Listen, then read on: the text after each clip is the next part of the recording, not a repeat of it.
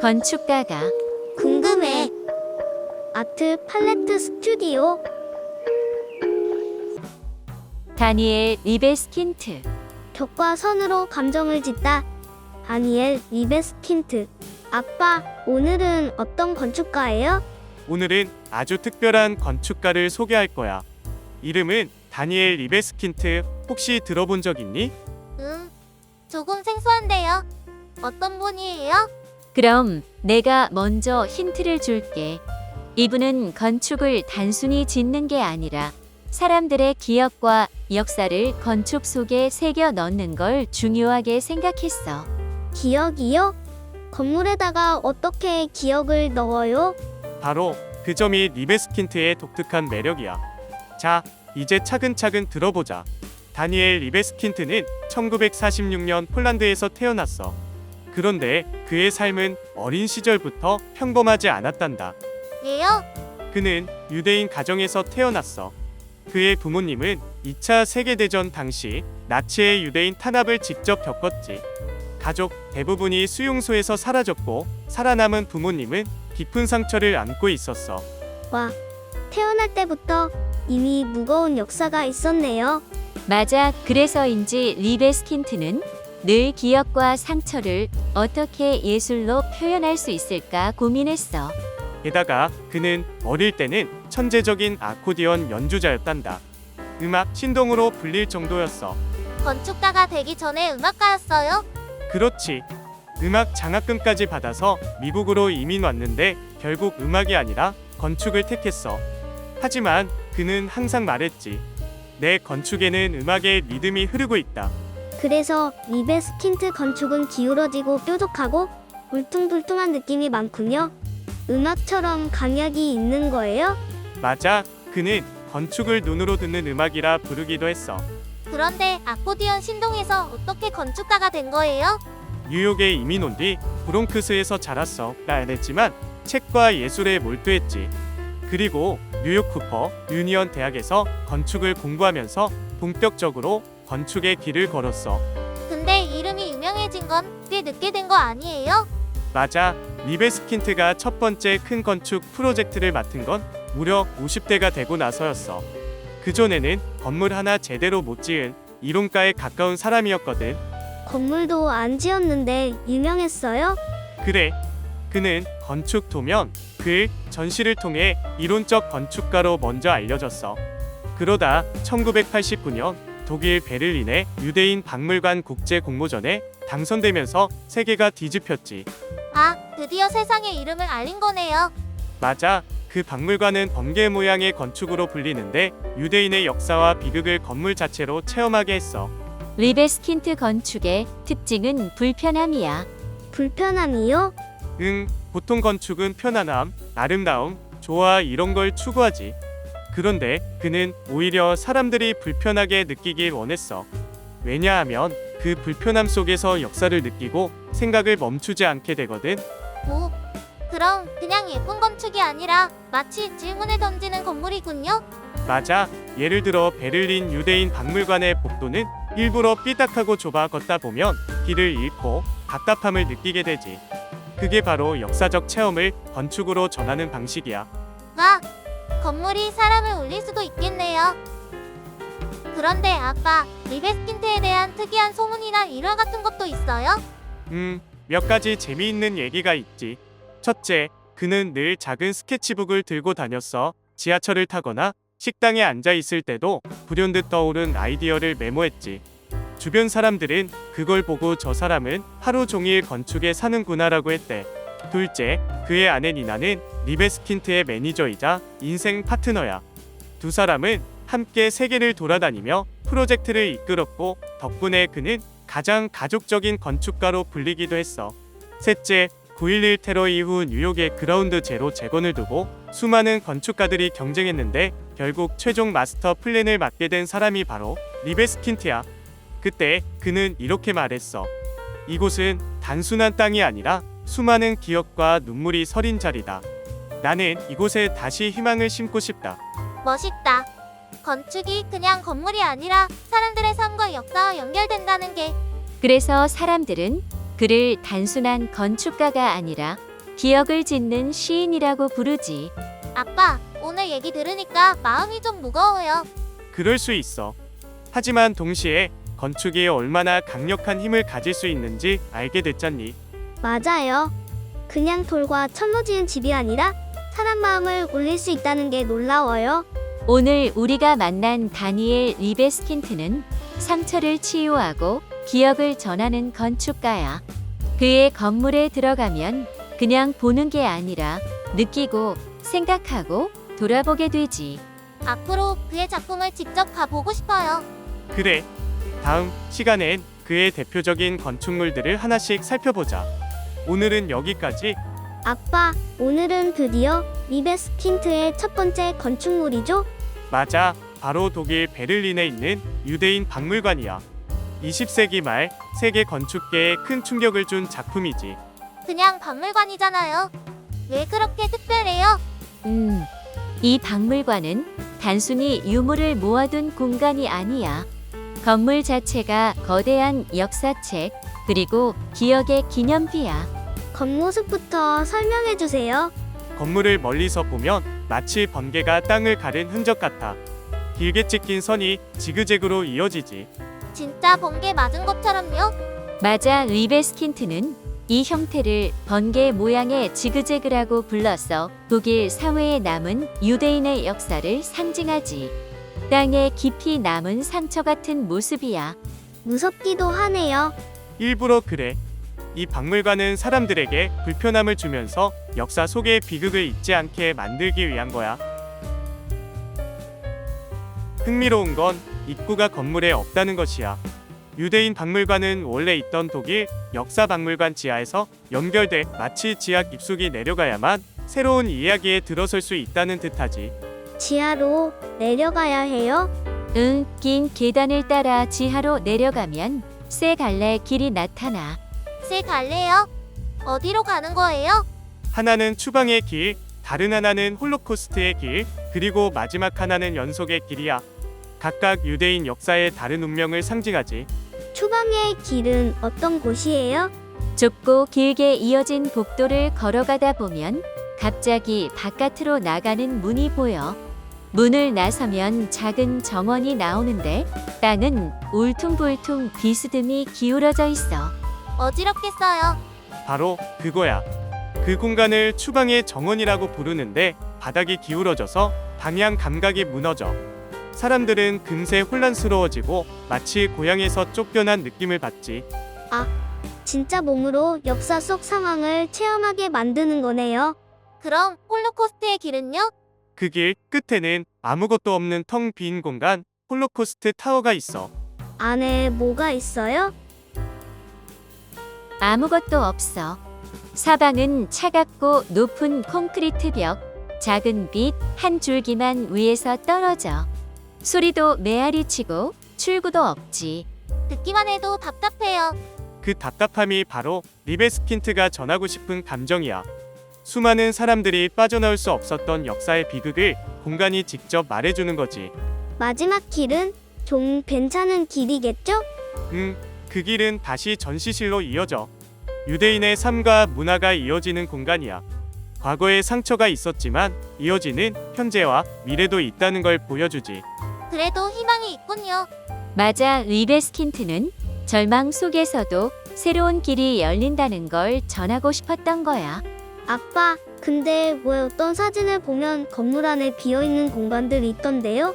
그건 보이드라고 불러. 건물 속에 뚫려 있는 거대한 빈 공간인데 일부러 비워둔 거야. 예요? 전시품을 채우면 더 좋을 텐데. 그건 영원히 채워지지 않는 빈자리를 상징해. 홀로코스트로 사라진 수많은 생명과 다시는 돌아오지 못한 기억을 의미하지. 그 자리를 비워둠으로써 더 크게 느끼게 하네요. 실제로 사람들이 많이 찾아와요? 물론이지. 개관 이후 지금까지 수많은 사람들이 방문했어. 어떤 사람들은 건물 안에서 길을 잃고 두려움을 느꼈다고 해. 하지만 동시에 깊은 울림을 받았다고도 하지. 그래서 이곳은 단순한 박물관이 아니라 기억과 체험의 공간으로 불려. 들어갔다 나오면 몸과 가슴이 먹먹할 것 같아요. 아빠, 리베스킨트는 왜 이렇게 불편한 건축을 만든 거예요? 그는 늘 이렇게 말했어. 건축은 사람들을 웃게 할 수도 있지만 때로는 반드시 울게 해야 한다. 그의 철학은 아름다운 불편함이야. 불편함을 통해 우리는 역사를 기억하고 더 나은 미래를 다짐하게 되거든. 그럼 이 박물관은 건축이라기보다 하나의 거대한 시 같은 거네요. 맞아. 어떤 사람들은 리베스킨트를 건축 시인이라고 부르기도 해. 오늘 얘기를 듣고 나니까 그냥 박물관이 아니라 꼭 가보고 싶은 여행지가 됐어요. 하지만 가벼운 마음으로 가는 곳은 아니야. 거긴 체험하는 역사 교실 같은 곳이지.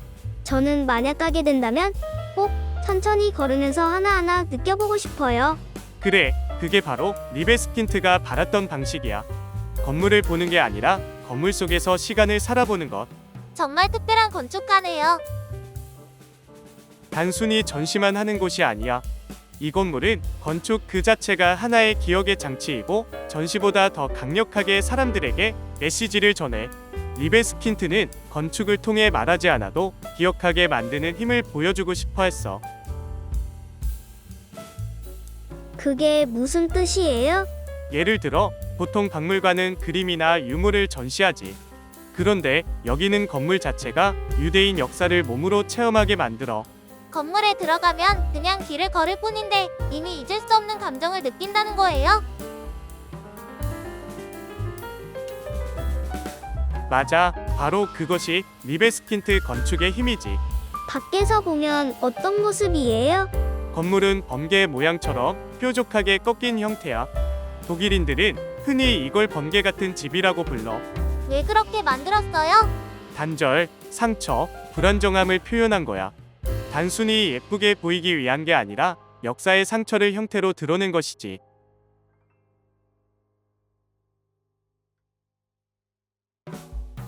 창문도 이상하게 나 있어요?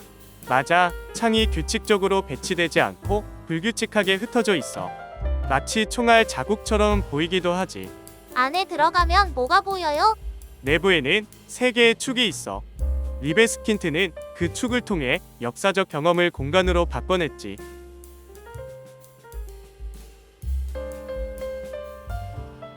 홀로코스트 축. 이름부터 무서워요. 그래, 좁고 어두운 복도를 따라가면 끝에는 아무것도 없는 홀로코스트 타워가 있어. 불빛 하나 없이 차가운 콘크리트 벽만 남아있어. 일부러 아무것도 안 넣은 거예요? 맞아, 결국 사라져버린 목소리를 느끼게 하는 거지. 망명 축. 이건 뭐예요? 좁고 기울어진 길을 따라가면 바깥으로 나갈 수 있어. 하지만 바닥이 기울어져 불안하게 흔들리지. 이건 강제로 쫓겨난 사람들의 삶을 상징해. 연속 축. 마지막 축은 좀 나아요? 그래도 역사는 이어진다는 희망의 길이지. 유대인의 역사와 문화가 아직도 계속되고 있다는 걸 보여주는 길이야. 아빠, 그런데 길만 있는 거예요? 전시물은요? 물론 전시도 있어. 하지만 그보다 중요한 건 건물 안에 뚫린 거대한 빈 공간, 보이드야. 아무것도 없는 빈 공간이요? 맞아, 그 공간은 절대 채울 수 없다는 걸 상징하지. 유대인 학살로 사라진 수많은 생명처럼 말이야. 그러니까 건물이 스스로 잃어버린 것을 기억하게 만드는 거네요. 그냥 예쁜 건물이 아니라 악은 역사를 잊지 않게 하는 건물이군요. 맞아, 리베스킨트는 이렇게 말했어. 건축은 단순한 공간이 아니라 기억을 담는 그릇이다. 오늘은 그냥 눈으로만 보는 게 아니라 마음으로 보는 건축이네요. 그렇지.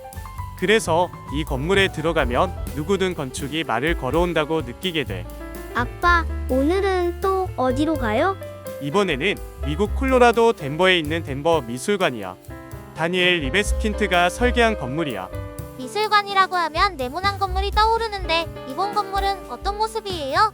여긴 달라. 마치 거대한 바위 덩어리가 도시 속에 떨어진 것 같아. 바위 덩어리요? 미술관 맞아요? 맞아, 건물은 날카로운 각도와 기울어진 면들이 뒤엉켜 있어. 전통적인 상자용 건축과는 완전히 반대지. 일부러 그렇게 만든 거예요? 그래, 덴버는 로키 산맥이 있는 도시야. 리베스킨트는 산맥의 날카로운 봉우리와 자연의 거대한 힘을 건물 형태로 담아냈지. 그래서 건물이 삐죽삐죽한 거군요. 맞아, 그 불규칙한 각도가 바로 이 도시의 정체성을 상징하는 거지. 건물 외벽은 뭘로 만들었어요? 티타늄 패널로 덮여 있어. 햇빛을 받으면 색이 계속 변해.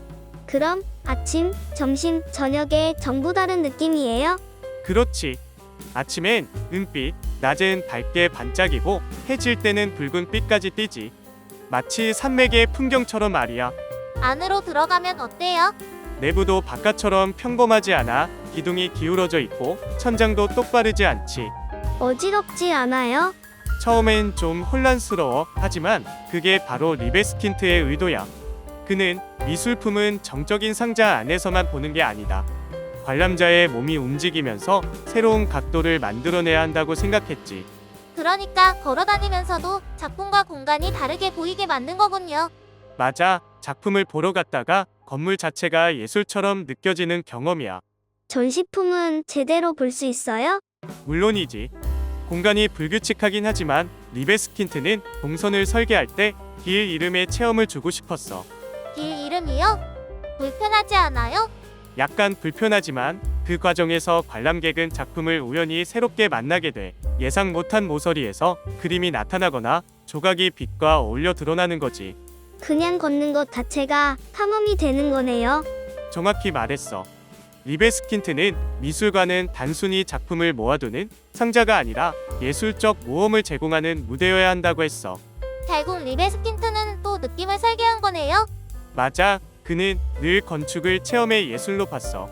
덴버 미술관은 미술 작품뿐 아니라 건물 안을 걷고 바라보고 길을 헤매는 과정 자체가 예술이 되는 곳이지.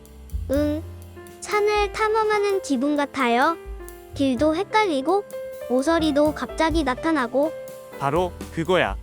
리베스킨트는 혼란 속에서 새로운 시선을 발견하는 것을 건축에 담아낸 거야. 이번엔 영국 런던이야. 다니엘 리베스킨트가 설계한 건물 중 하나, 바로 런던 메트로폴리탄 대학 건축관이지. 대학 건물인데 특별한 게 있나요? 당연하지. 보통 대학 건물은 딱딱하고 직선적인 경우가 많잖아. 그런데 여기는 리베스킨트답게 날카로운 각과 기하학적인 선들이 마치 퍼즐처럼 이어져 있어. 퍼즐 같아요? 건물 외벽은 은빛 알루미늄으로 덮여 있어서 햇빛에 반짝이고 창문도 규칙적이지 않아. 창문을 통해 빛이 불규칙하게 들어오도록 하면서 학생들이 공부할 때도 새로운 자극을 받게 하고 싶었던 거야. 그냥 앉아 있어도 지치 그림처럼 보이겠네요. 그렇지. 창문에서 들어오는 빛이 벽에 흩어져 패턴을 만들지. 마치 건물 안에서도 미술 작품이 살아 움직이는 것처럼 내부도 역시 각도와 곡선이 뒤섞여 있어. 복도는 단순히 직선으로 뻗지 않고 약간 꺾이면서 시야가 계속 바뀌어. 왜 그렇게 만들었어요? 리베스킨트는 학생들이 그냥 걷는 게 아니라 걷는 과정에서 새로운 생각을 떠올릴 수 있기를 바랐어. 단순한 길이 아니라 창의력이 샘솟는 공간 말이지. 저는 오늘 건축이 무섭기도 하고 멋지기도 하다는 걸 알았어요. 저는 건물이 그냥 공간이 아니라 사람의 기억과 이야기를 담는다는 게 놀라웠어요. 다니엘 리베스킨트의 건축은 그래서 특별해. 그는 상처와 희망, 혼란과 창조를 건축으로 엮어냈지. 우리도 오늘 배운 걸 기억하면서 건물을 볼 때 그 속에 담긴 이야기를 찾아보면 좋을 거야. 좋아, 그럼 우리 다음 여정도 준비하자. 건축은 끝없는 모험이니까.